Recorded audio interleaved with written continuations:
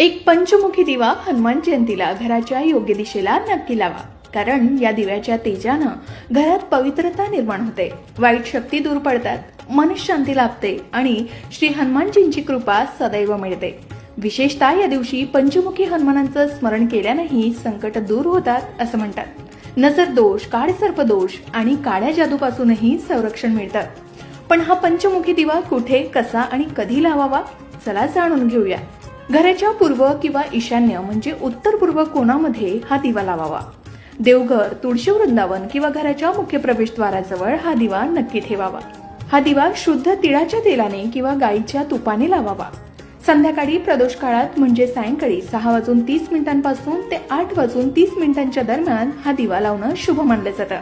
हा दिवा लावताना श्रद्धेनं ओम अंजनी सुताय नमः आणि ओम पंचमुखी हनुमते नमः हे मंत्र उच्चारून पंचमुखी हनुमानाचं स्मरण करून मनोकामना सांगाव्यात। एक दिवा पण योग्य श्रद्धा, दिशा आणि मंत्रांसह लावला तर जीवनात आनंद, यश आणि संकटमुक्ती घेऊन येतो असं सांगितलं जातं।